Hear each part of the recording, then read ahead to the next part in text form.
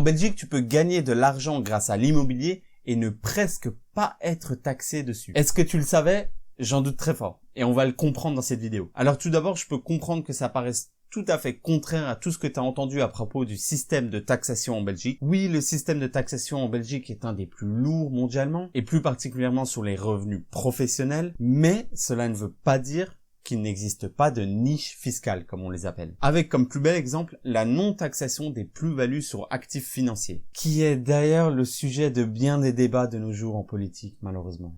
Donc premièrement, pour comprendre le sujet, petite mise en contexte via une petite présentation du système de taxation en Belgique. Donc en bref, en Belgique, on classe les différents types de revenus par catégorie. Il y a les revenus immobiliers, les revenus mobiliers, les revenus professionnels et les revenus divers. Pour calculer l'impôt que tu dois payer à la fin de l'année, on va additionner tout simplement le total de revenus de chaque catégorie pour obtenir la base imposable. Et ce montant sera introduit dans un tableau qui simule une sorte de taxation progressive. Même si en Belgique, la progressivité de ce tableau est fortement débattue. Moi aujourd'hui, je veux faire un focus sur les revenus immobiliers. Comment seraient taxés les loyers qu'un particulier percevrait s'il mettait en location un bien immobilier à des fins de destination à un autre particulier? En d'autres termes, comment est-ce que moi, je serais taxé si je mets maintenant mon bien en location à un autre particulier? Imagine que je mette mon bien en location à 1 000 € par mois, soit 12 000 € annuellement. Je ne serais pas directement imposé sur base de ces montants,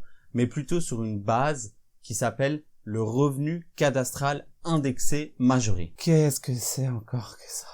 Ça sonne très belge en tout cas. Le revenu cadastral, c'est un montant qui a été attribué à chaque bien immobilier en 1975. Et il est censé représenter ce qu'un bien immobilier rapporterait à son propriétaire sur un an. Le problème, c'est qu'il n'a pas été actualisé depuis 1975. Donc forcément, ça ne représente pas la réalité. Donc pour compenser, il a été décidé de l'indexer et de le majorer. D'où l'expression revenu cadastral indexé majoré. Ce qui est avantageux pour les propriétaires, c'est que ce revenu cadastral est bien moins élevé que les revenus réels perçus. Reprenons l'exemple et comparons. Imagine que le bien que je loue à 1 000 € par mois a un revenu cadastral de 900 €. Alors à la fin de l'année, je serai taxé sur la base de mon revenu cadastral indexé majoré, c'est-à-dire 2 742 €. Et imaginons que je suis dans la dernière tranche d'imposition de 50%, alors c'est-à-dire que